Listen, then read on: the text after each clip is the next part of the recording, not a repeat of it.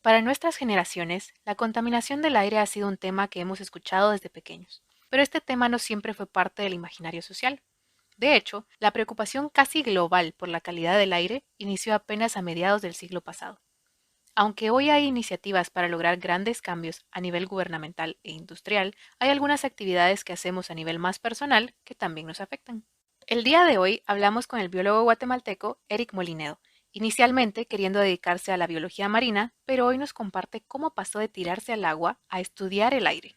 Eric nos comparte más sobre el proyecto Happin y cómo oportunidades que él creía pequeñas y temporales se convirtieron en su nuevo rumbo profesional, con la satisfacción de saber que está involucrado en proyectos que pueden mejorar la calidad de vida de las personas. ¿Quieres saber más al respecto? Empecemos. Hola, somos Diane, Kat y Rana, tres científicas guatemaltecas convencidas que las carreras en STEM son para todos. no solo para aquellos a los que les va bien en mate. Y todos nos beneficiamos de ellas a diario y te lo vamos a demostrar. Bienvenidos a Epistemas. Bienvenido, Eric. Nos gusta empezar todos nuestros episodios con una pregunta y es, ¿quién eres tú? ¿Quién es Eric Molinedo? Sí, primero, muchas gracias por invitarme al podcast. Es un gran honor poder compartir mi historia. ¿Cómo describirme? Creo que es una pregunta muy compleja. No sé, puedo decir de que soy un ser humano trabajador, curioso, que eso me lleva a la carrera que estudié. Saqué mi pregrado en biología en la Universidad del Valle. Yo nací en Cobán, Alta Verapaz. Luego ahí a los 15 años me mudé a la ciudad capital, donde empecé a estudiar mi bachillerato y luego me metí a la universidad. Creo que a partir de ese punto fue que empecé a notar de que podía ser muy independiente y me fui mudando de un lugar a otro, lo cual me hizo también una persona muy resiliente. Eso creo que me ha ayudado bastante a adaptarme a varias de las cambios que me ha puesto la vida. Ya vamos a ir hablando más adelante de esos cambios que has pasado, pero antes de llegar a eso, ¿cómo llegaste a la ciencia? ¿Cómo llegaste a tu pregrado en biología? ¿Siempre te gustó toda esta área? Buena pregunta. Siempre me gustó estudiar todo lo que era referente a la naturaleza y biología y, no sé, microorganismos y todo eso. Empezó porque tengo un tío que él, desde que tenía que 15 años, creo yo, me explicaba como, mira esto, y me sacaba su microscopio, tenía un microscopio, no sé si era real o qué, o sea, no me acuerdo muy bien, tengo como que las imágenes muy borrosas, pero tenía su microscopio, entonces me ponía las placas con agua o cosas y yo me ponía a ver, va, ¿qué tenía? Y es como, ay, qué chilero. O a veces íbamos al patio porque teníamos un patio muy grande y entonces me enseñaba cosas. Y es como, mira que las naranjas, mira que esta plantita, mira que este insecto. Y así, ¿verdad? Entonces creo que eso quedó tan metido en mí que pensé siempre, ok, quiero estudiar esto, quiero saber más de cómo funcionan las cosas. Pero justo un año antes de iniciar la universidad tuve un lapsus por ahí que decidí estudiar ingeniería en alimentos. No sé por qué, pero creo que fue porque dije, bueno, ingeniería en alimentos, creo que la gente siempre tiene que estar, tiene que comer, ¿va? Entonces, esta es una carrera que me va a dar frutos. Y era más que todo esa idea porque creo que mis papás y otras personas decían como, ay, pero es que en biología no hay mucho campo aquí o qué vas a hacer y me preocupa qué vas a hacer después. Entonces como que eso me desmotivó justo en mi último año. Entonces me metí a ingeniería en alimentos. Luego lo que pasó es que el primer semestre me puse a hacer unas actividades con ellos que me ponían en el laboratorio de ingeniería en alimentos y ahí empecé a ver lo que estaban haciendo y es como, no, esto no me gusta, esto no Bueno, me va a aquí no es. gustar, ajá, esto no me va a gustar hacer toda la vida. Entonces hablé con mi tío y con mis papás, primero con mi tío, así como, mira, es que yo creo que tenías razón, sí quiero estudiar biología. Y él así como, va, viste, te dije. Y, y yo con el miedo de qué decirle a mis papás, ¿verdad? Porque dije, no, es que me voy a cambiar de carrera, a ver qué me van a decir. Entonces yo se les hablé y les dije, bueno, me quiero pasar a biología. Y yo con miedo, ¿verdad? Y ellos como, bueno, está bien, cámbiate. Y creo que estuvo fácil porque fue el primer semestre de la universidad y el primer semestre es área común para todos. Entonces, en realidad no perdí ningún curso, no perdí tiempo, ¿verdad? La verdad es que esa no me la sabía, fíjate, no sabía que habías estudiado en alimentos. Sí, la verdad que fue justo a tiempo. ¿Y, y cómo fue ya estando en biología, digamos? Bueno, porque el primer semestre, como mencionaste, es área común, pero ya conforme te fuiste metiendo en las clases más especializadas de biología, dijiste, aquí sí.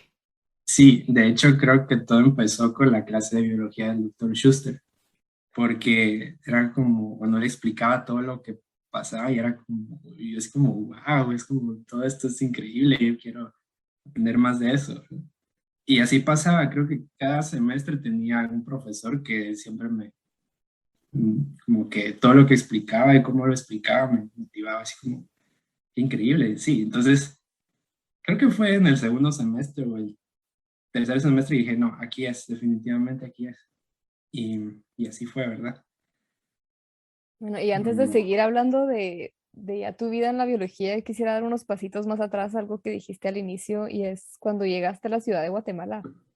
¿Cómo te sentiste tú? Porque dijiste que tenías 15 años y, bueno, la ciudad de Guatemala es algo muy distinto al resto del país. ¿Cómo fue ese cambio para ti? Y no sé qué retos o qué cosas sí. fueron las más difíciles o las más fascinantes o alguna especie de choque cultural que te recuerdas que digas, wow, los citadinos están locos o algo así. Sí, fue muy duro, siento yo, el primer año, porque primero no estaba con mi familia, ¿va? Yo siempre había estado con mi familia y yo era muy pequeño, pues tenía 15 años. Entonces mis papás y mi abuela me explicaban así cosas así como, mira, para cocinar hace esto. Y me dieron unas clases simples de cocina o cosas así como, mira, doblar tu ropa o lavar tu ropa o qué sé yo. Sí me sentía como que al principio un poco solo, así como, no, es que como que extraño a mi familia y todo eso, ¿va? La ventaja es que podía como que viajar cada 2 semanas o cada mes, entonces como, ok, está bien. Pero me ayudó bastante los amigos que hice en el colegio, luego en la universidad, ¿verdad? Entonces como que eso ya me hizo adaptarme como unos 2 años después, tal vez. Pero shock, así como un shock. Bueno, tal vez el shock fueron las distancias, porque allá en Cobán todo está más cerca, ¿verdad? Entonces, si quieres ir a algún lado, te vas caminando y todo bien. Pero ya en la ciudad era como, tienes que ir a algún lado, tienes que tomar un bus, tienes que irte en carro y yo sin carro, ¿verdad? Entonces, casi ni salía. Mis papás tenían la idea de que "Ah, es que la ciudad capital te asaltan a cada rato", entonces me decían que no saliera. Y yo así como, ok, y no salía. Pero después, poco a poco, me di cuenta de que no era tan así, ¿verdad? O sea, siempre con sus precauciones. Y ya en biología, ¿qué fue lo que te gustaba a ti? Porque yo recuerdo que compartimos algunos cursos y otras cosas, y recuerdo que te gustaban mucho los peces. Y bueno, no sé si Sí, nos quieres compartir un poquito de esa pasión antes de que entremos a lo que haces hoy, porque me intriga ese sí, salto, ¿no? Porque es algo sí. completamente distinto. Cabal, estábamos hablando, yo le estaba contando a la rana antes de que vinieras, que uno de los random facts que tengo guardado en la cabeza referente a ti es que te encantan los tiburones. ¿Cómo esta pasión por los peces a lo que Pues, estás trabajando hoy en día? pues yo creo que yo pasé por todas las áreas mayores de biología que le pueden gustar a un biólogo, ¿verdad? Entonces, creo que empezó así como primero que las plantas, y ay, qué increíble las plantas y esto. Y luego después como me metí a la clase de cordados y es como, ay, qué increíble los animales, los mamíferos, los peces, reptiles, todo. Pero los peces me llamaban más la atención porque yo en mi mente también pensaba, ok, tal vez quiero ser un biólogo marino en algún punto de mi vida. Entonces llevé la clase de ictiología, que es el estudio de los peces, y ahí como que vi, "No, qué increíble todo esto de los peces, ¿verdad?". O sea, es un mundo totalmente diferente.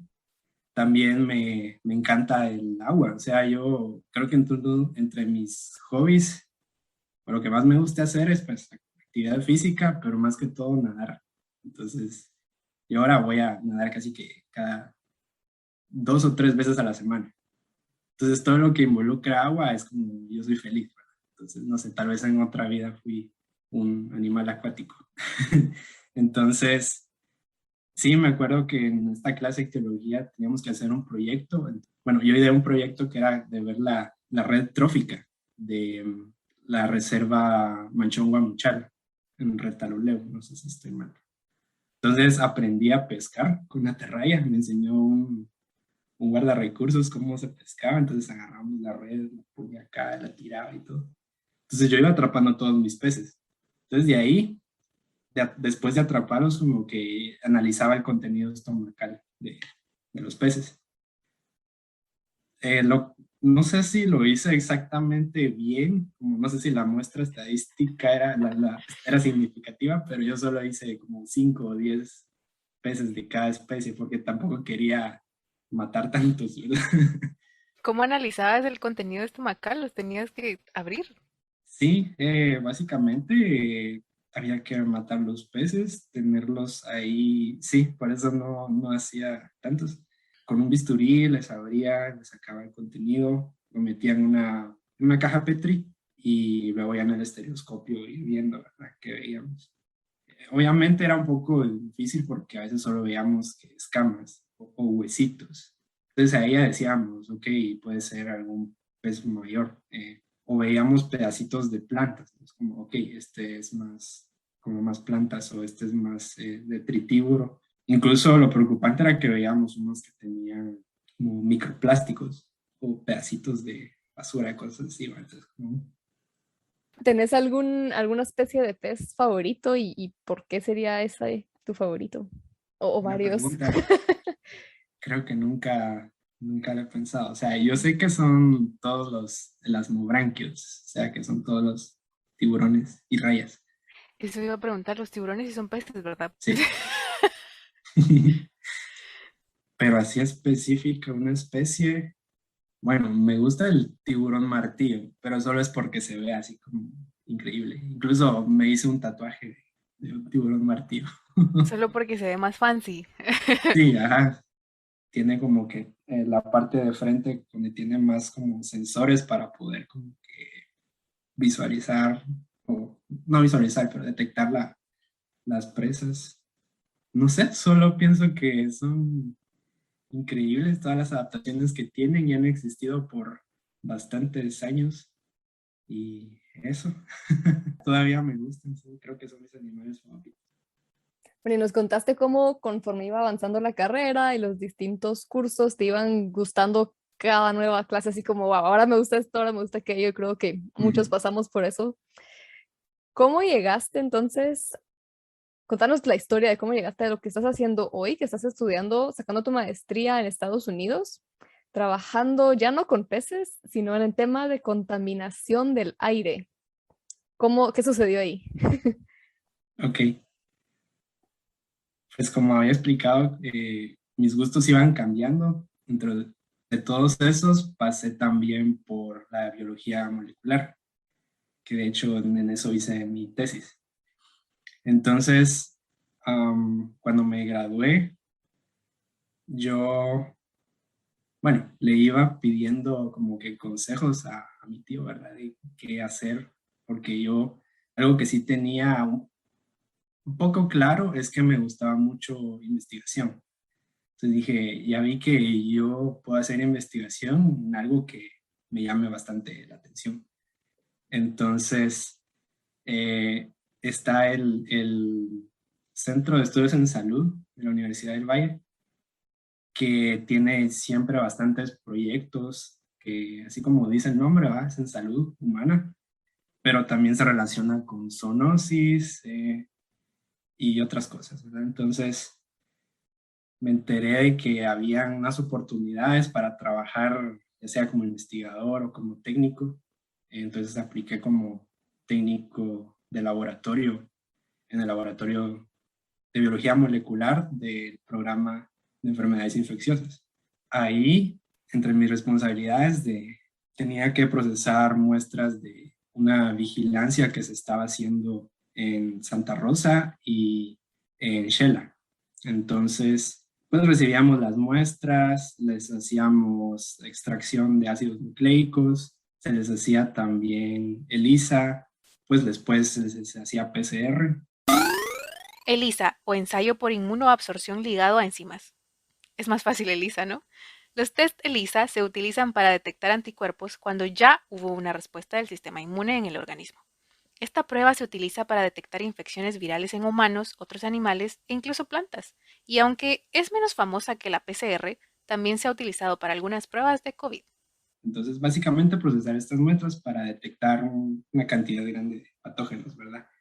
Venían muestras de hisopados nasales, que era para, bueno, nasales y orales. Era para detectar virus respiratorios. Entonces ahí teníamos un panel grande de virus. Entonces, cuando al hacer el PCR, se decía, ok, tiene carga viral de este específico virus, o a veces te habían coinfecciones, a veces habían como que dos virus. Y lo mismo era para enfermedades febriles, que en esas está el Zika, está el dengue, está chikungunya, pero eso era con muestras de sangre o de sueros. Y aparte estaban las diarreicas, pero esas casi nunca las trabajé, que con esas se veían norovirus y otros patógenos. Entonces, bueno, el punto que quiero llegar es que me gustó estar como que trabajando esa parte molecular, porque también dije, ok, estábamos ayudando a identificar estos patógenos y ver qué está pasando con estas personas. Entonces ahí me empezó a gustar eso de, ok, aparte de que yo quiero seguir aprendiendo más que de animalitos y plantas y todo esto de investigación, me gustaría ayudar a la gente. Entonces dije, ok, sigamos en esto. Pero se sentía un poco así en seco porque solo recibíamos las muestras, o al menos yo solo trabajaba las muestras y no sabía el trasfondo de todo eso, ¿va? Entonces ya en el laboratorio ustedes saben que es como estar ahí, seguir protocolos, trabajar, procesar y aquí están los resultados. Pero quería saber más, ¿verdad? De cuál es el trasfondo de todo esto. Entonces, ya estando ahí, me habló mi jefa, que ella fue así como, Eric, yo sé que usted es biólogo y tiene también fondo de campo y todo esto, entonces me dice que tenemos unos visitantes que vienen de Estados Unidos que van a hacer un proyecto de contaminación del aire, como una semana más o menos, o 2 semanas. Entonces, yo sé que usted también sabe bastante inglés y como es biólogo de campo, no sé si le gustaría estar ahí una semana, con mi permiso, no hay problema. Y yo como, ok, está bien, vamos. Incluso me entrevistaron, me entrevistó la persona que iba a hacer el proyecto, ¿verdad? En inglés. Y fue como, ok, está bien que me ayudes. Y bueno, y me fui, ¿verdad? Que por cierto, se me olvidó explicar un poco más de ese proyectito, pero era básicamente probar un instrumento nuevo que se usaba para medir contaminantes del aire en hogares que usan estufas de combustión de biomasa, o sea, estufas de leña, básicamente. Entonces, básicamente visitamos como unas 40 casas de personas que así que básicamente en extrema pobreza, ¿verdad? Que solo tienen ahí como que un cuartito, eh, unas piedritas donde juntan la leña y con eso cocinan. Entonces, pues así fue, ¿verdad? Entonces yo dije, bueno, y según yo, solo iba a ayudar a traducir, porque eso fue lo que me dijeron, ¿verdad? Ya estando ahí, que sí me tocó ayudar a coordinar visitas, llamar a personas, porque que sí era una cosa un poco más compleja de lo que yo tenía en mente. Y me explicaron los monitores que se usaban para medir contaminantes en el aire. Entonces yo ayudaba a limpiarlos y a todo eso, pero no sabía muy bien qué estaba pasando y los ayudaba a instalar. Entonces dije, ok, sí, qué chilero, qué interesante esto. Y a mí eso era algo que ya extrañaba, que creo que no lo dije antes, pero las giras de campus siempre me encantaban en la carrera, ¿verdad? Entonces ya a partir de que empecé a trabajar en el laboratorio, básicamente no salía, solo me la pasaba ahí, entonces era como, me estaba aburriendo un poco, necesitaba como que volver a ese lado. Entonces, creo que algo, más de algo hice bien, que luego el jefe de mi jefa, que es el doctor John McCracken, me habló y fue como, Eric, ya me enteré que estuviste haciendo esto, ayudando en este mini proyecto, entonces me gustaría invitarte a ver si quieres ser parte de un proyecto que vamos a tener posiblemente el otro año, que es lo mismo, medir contaminación del aire en áreas rurales y estudios epidemiológicos y toda la cosa. Y fue así fue informal, entonces tal vez yo no lo tomé tan en serio, porque también el contexto, estábamos en el convivio de la VG, el convivio en diciembre, entonces estábamos ahí comiendo y hablando y él se acercó y se puso a hablar conmigo y yo como, ok, sí, sí. Y le dije, está bien, no hay problema. Y seguí con mi vida. Creo que fue en enero, febrero que empecé a recibir correos de él y de otras personas. Es como, vamos a iniciar el proyecto Happy. Y yo como, ok, está bien. Entonces, ya después del tercer correo, yo dije, mejor le respondió, ¿eh? Es como, miren, y gracias por mandarme esto, pero entonces, ¿cuál va a ser mi función en este proyecto? Entonces me dijeron, vamos a tener una reunión la otra semana, entonces venite con nosotros y te vamos a explicar todo. Y como, ok, bueno. Entonces llegué y, bueno, es básicamente trabajar ahí era un trabajo formal, ¿verdad? Sí, a tiempo completo. Entonces me dijeron, ok, vamos a tener este puesto, necesitamos que apliques y que nos digas ya si querés ser parte de este proyecto. Pero me Pero dijeron sin casi, saber nada todavía de qué ibas a hacer específicamente. ajá, específicamente no sabía qué iba a hacer, solo tenía la idea de la que había hecho en este mini proyecto, mini consultoría. Así fue como empezó todo eso. Qué interesante que de una oportunidad de 1 o 2 semanas, así como, mire, Eric, usted que es biólogo, véngase para acá. Y después a literal tirarte al agua a este proyecto y que ahora estés más involucrado en esto y estudiando algo relacionado también, ¿no? Sí, de hecho yo no me lo esperaba, incluso cuando acepté, porque cuando me preguntaron básicamente, ¿quieres estar aquí, sí o no? Lo que les dije primero fue como, sí, pero yo primero quiero hablar con mi jefa, casi que pidiéndole permiso a mi jefa, así como, mire, ya no quiero estar con usted, pero quiero estar con ellos. Entonces Discúlpeme, me pero dijeron, perdóneme. sí, entonces incluso me sacaron el teléfono, no hay problema, llamémosla ahora. Y la llamamos y fue como, mira, es que me ofrecieron esto. Sí, Eric, no hay problema, yo sé que aquí lo vamos a extrañar, pero esta oportunidad es mejor para usted. Y yo, ok, gracias. Y, y me metí, ¿va? Luego ya me explicaron más cómo era el puesto, ¿va? El puesto era asistente de investigación, entonces lo básico decía, así como desarrollar procedimientos operacionales estándar, verificar calidad de obtención de datos, ayudar en propuestas, coordinación, como que cosas o habilidades que uno no se da cuenta, pero va aprendiendo en la carrera. Mencionaste este proyecto Happing, ¿verdad? ¿Así se Sí, dice? sí. ¿Puedes explicarnos un poquito más de qué se trata? El proyecto HAPPIN, bueno, en inglés es por sus siglas Household Air Pollution Intervention Network. O en español, Red de Intervención contra la Contaminación Atmosférica en los Hogares.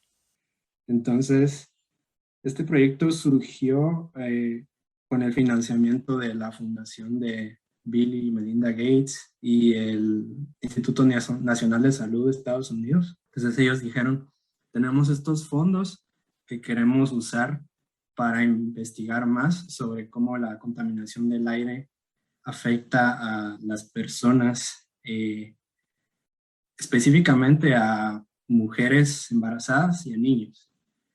Entonces, tienen una parte que se enfoca en combatir ciertas enfermedades y actualmente neumonía es una de las que causa más muertes a nivel global. Entonces, la contaminación del aire es uno de los factores de riesgo de la neumonía. O sea, tenemos el patógenos que causan neumonía, pero muchos casos se debe también a partículas o contaminantes que como que incrementan el riesgo en las personas para que desarrollen esta enfermedad. Entonces, básicamente este proyecto involucra muchas personas, no sabría decir con exactitud cuántos científicos, cuántos estudiantes, cuántos investigadores, enfermeros, médicos, tenemos de todo, hasta antropólogos. Es un estudio epidemiológico, digamos, en epidemiología tenemos varios tipos de estudios. Este es uno de los más completos, que es un field trial o como un ensayo clínico de campo, que no sé, creo que ustedes han escuchado, bueno, todos ya sabemos que es un ensayo clínico, ¿va? Como el ejemplo básico es las vacunas, donde se prueba una vacuna y está el placebo.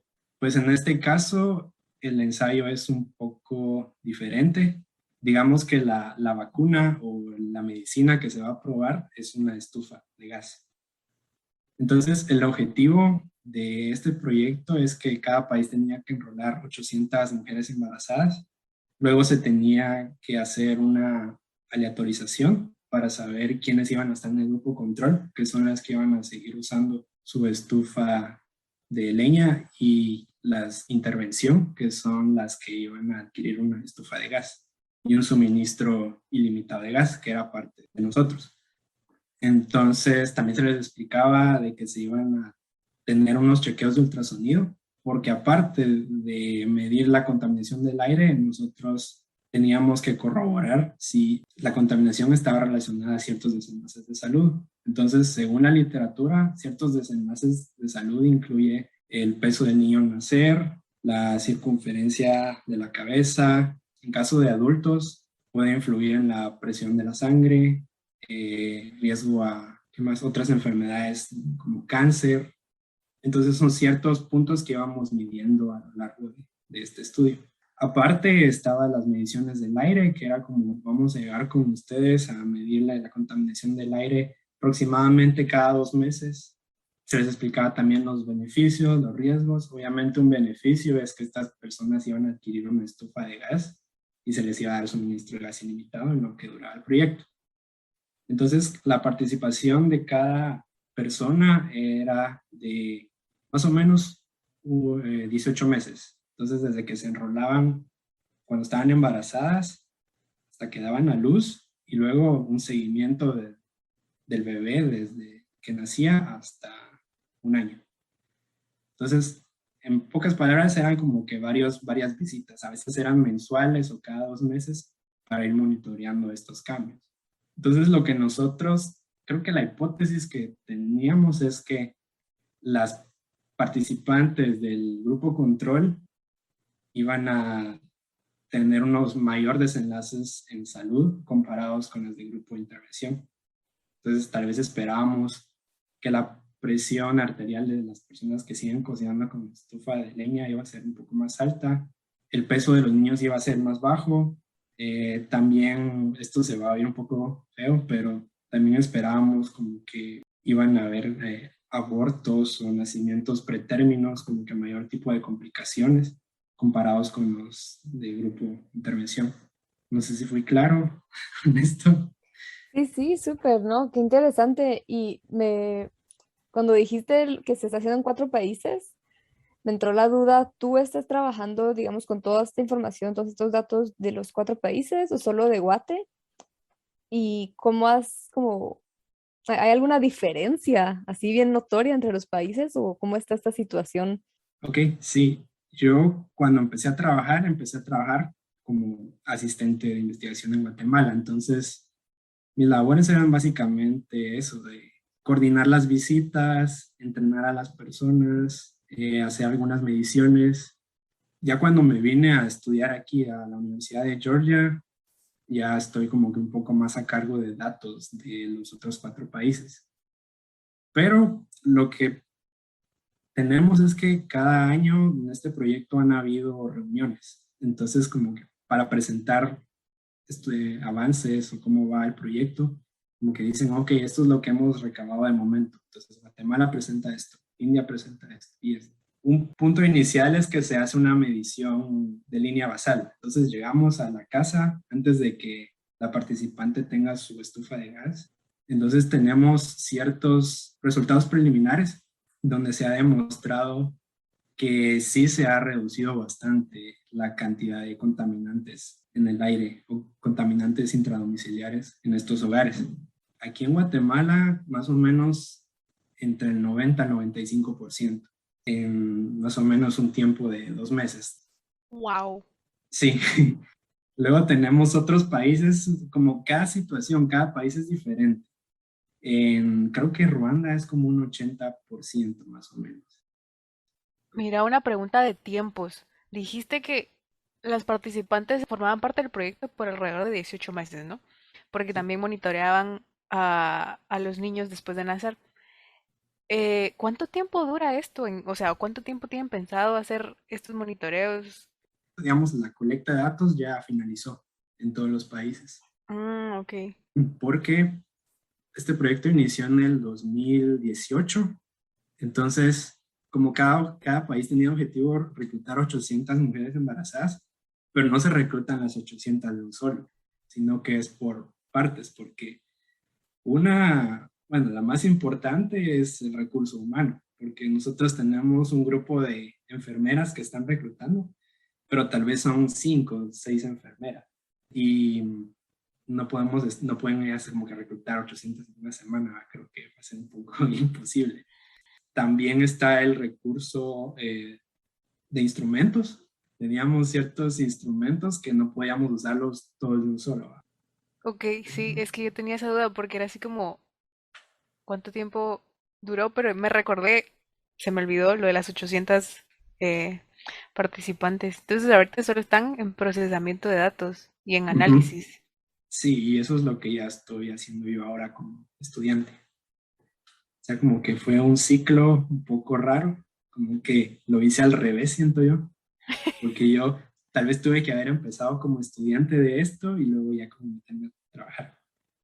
Pero no, empezó así como, le vamos a dar esta gran responsabilidad a Eric ahorita sin no saber mucho, porque yo en realidad me puse a pensar, es como de todo lo que hice en ese proyecto cuando estaba en Guate, tal vez solo tenía conocimiento de un 5%, y ese 5% era más que todo habilidades científicas, de cómo hacer investigación y cosas, o cosas administrativas que uno medio sabe, pero ya cosas así muy técnicas, científicas de qué era aire, y yo no sabía nada cuando estuve en la UVG.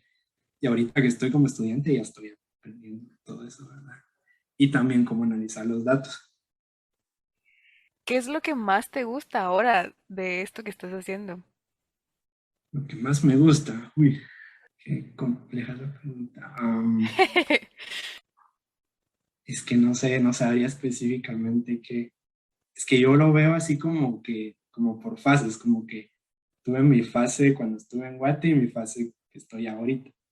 Entonces, cuando estuve en Guate, lo que más me gustó era que me sentía que estábamos haciendo, bueno, en realidad estábamos haciendo algo bien por Guatemala, porque yo estaba un poco más metido en mi burbujita de laboratorio o de tal vez de campo, pero viendo bichitos, pero ya no sabía nada de qué estaba pasando en la realidad social del país.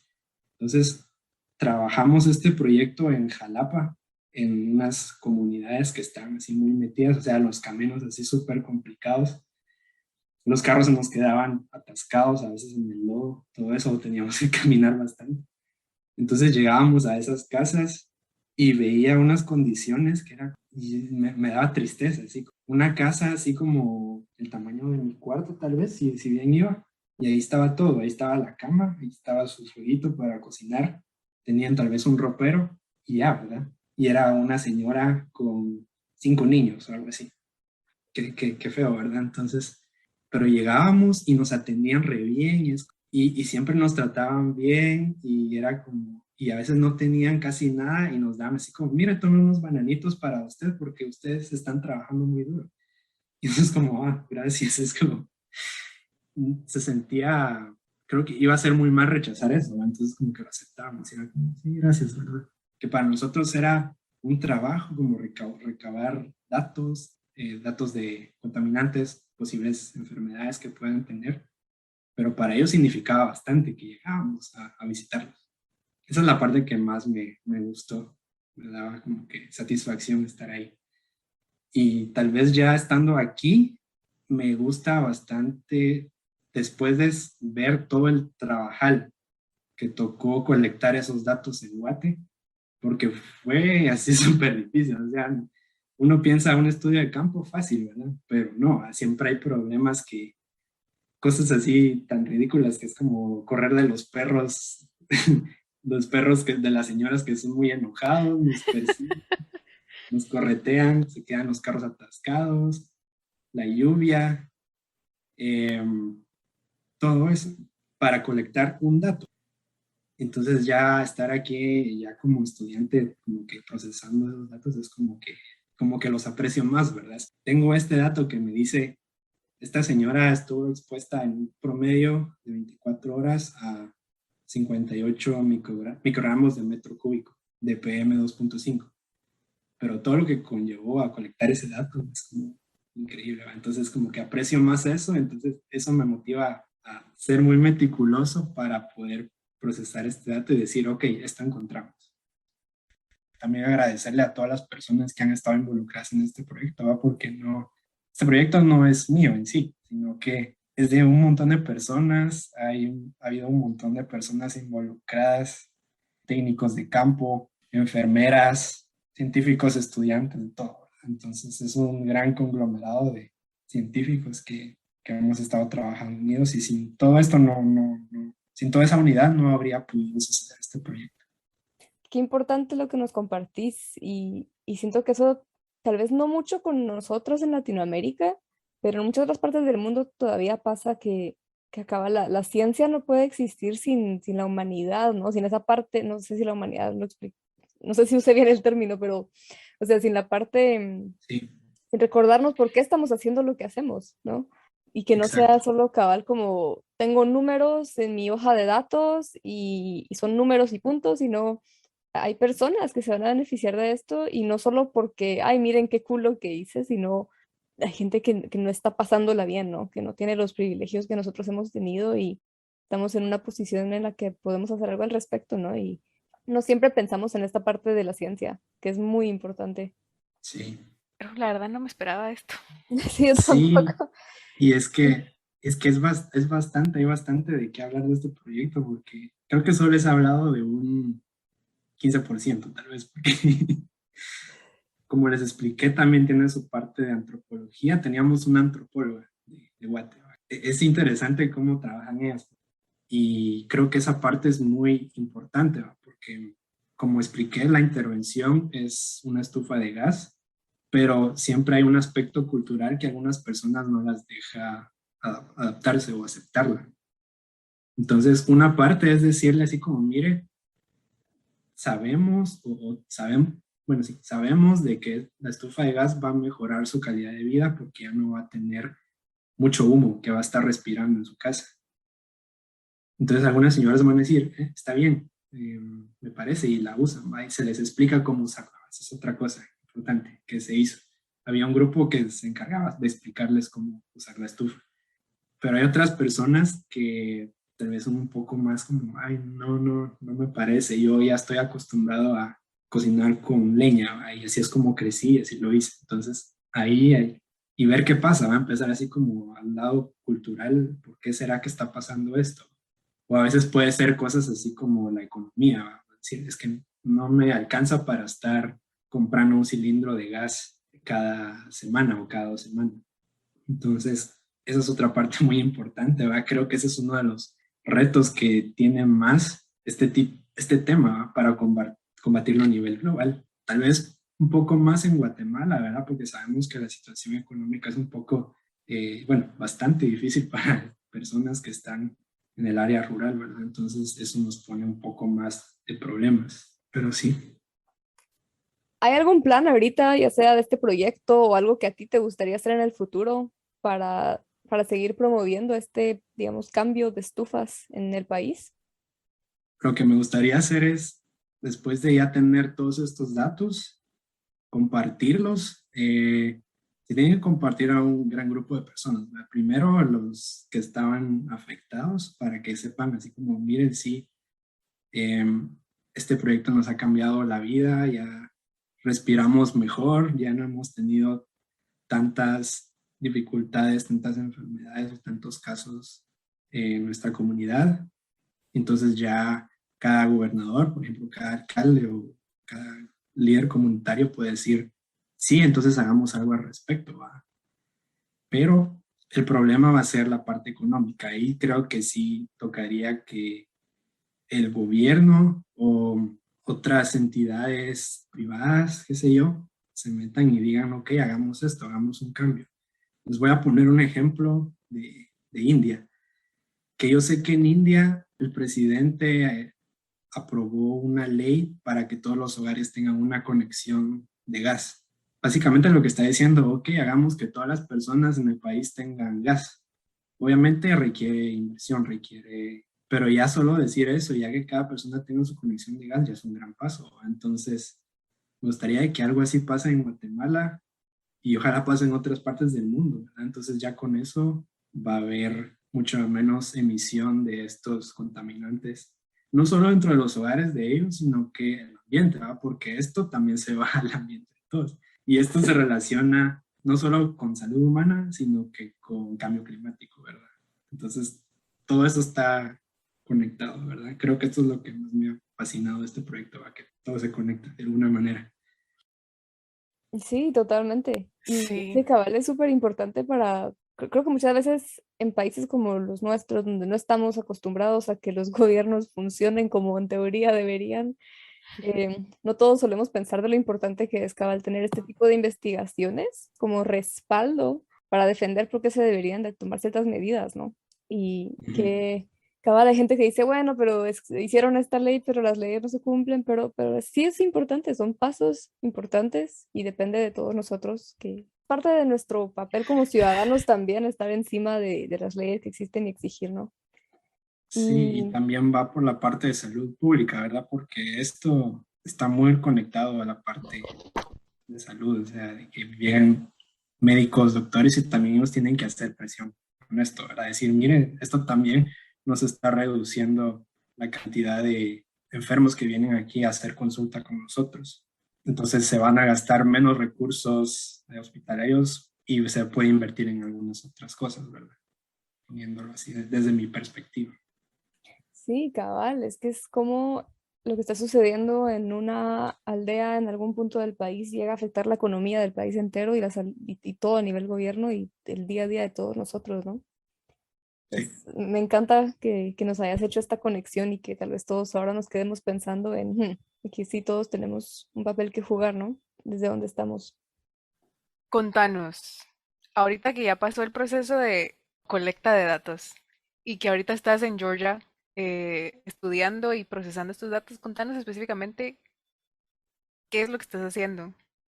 Pues actualmente estoy sacando mi maestría en el Departamento de Salud Ambiental o Environmental Health Sciences, que esta carrera yo no la había escuchado hace unos 5 años, me preguntaban, yo no sabía que existía. De hecho, creo que es una carrera muy reciente, hay pocos programas. En Guatemala no existe, pero aquí en Estados Unidos sí hay bastante. Entonces, por medio de conexiones, estoy hablando con varios de los investigadores de este proyecto que están acá y les dije, miren, me interesa como que saber un poco más, como que quisiera saber más de todo esto, aparte de ver si hay algo más que me llame la atención, ¿va? Porque creo que ya vieron el patrón de que siempre hay algo nuevo que me llama la atención. Entonces, em, aquí en esta universidad, bueno, y en todas las universidades tienen la facilidad de que pueden apoyar a los estudiantes a hacer sus estudios. Entonces, yo apliqué, hablé con el que es mi jefe actualmente, que es parte del proyecto Happy. Me dijo, sí, aplica con gusto. Incluso mi jefe en Guatemala me motivó, así como él fue el que me dijo, aplica, Eri, aplica. Y yo como, ok, bueno. Me aceptó, recibí mi carta de aceptación en marzo del año pasado, justo a las 2 semanas de COVID. Y pues no pude estar aquí en el primer semestre por todo eso, ¿verdad? No había cómo movilizarme, estuvo muy complicado, no tenía mi visa de estudiante, pero me incorporé en enero de 2021. Actualmente estoy llevando cursos, estoy en mi segundo año de maestría, estoy procesando una de las muestras que colectamos allá en Guatemala. Muchos de estos instrumentos tienen unos filtros pequeños, como de 15 milímetros. Este filtro está metido en uno de los aparatos que se usaron para medir PM2.5. Y lo que se hace es que se pesa este filtro antes de que se colecte, que se use en el campo. Se lleva al campo, obviamente va a colectar partículas y el humito y todo lo demás y luego se lleva de regreso al laboratorio y se pesa. Entonces ahí se saca la diferencia y más o menos eso es lo que se usa para estimar la concentración de partículas que estuvo presente, basado en el tiempo. Entonces, digamos, esto se hace por lo general 24 horas, entonces se saca la concentración promedio de 24 horas a la que estuvo expuesta esta persona. Básicamente eso es lo que hago ahora, va a procesar estas muestras. Es un proceso así muy largo. Y mi tesis va a ser analizar una parte de estos datos. Una pregunta un poquito técnica. Sí. ¿Esos filtros se envían a Guatemala? Allá se pesan antes y luego pues se colectan y se envían de regreso. Ujú. ¿Qué se hace para, como que para garantizar que no se contamine en el camino? Digamos, ¿solo se pone como en frío o hay que hacer algo más? ¿O no sé, me da curiosidad cómo Sí, asegurarse que lo que está empezando es solo eso y no nada que haya agarrado en el camino. sí, buena pregunta. Esto se trabaja acá al inicio, se pesan y se meten en esta cajita Petri. Es como una cajita Petri. Está rotulado y se meten en otras cajas con más filtros y se envían. Aquí no hay problema porque estas cajas están selladas y no va a pasar nada. Entonces ya cuando se reciben en Guatemala, se trabajan dentro de una, como que fuera una campana. Una campana es un instrumento musical de percusión. No, no es esta campana. En este caso nos referimos a un instrumento comúnmente usado en laboratorios de distintas ramas de la ciencia.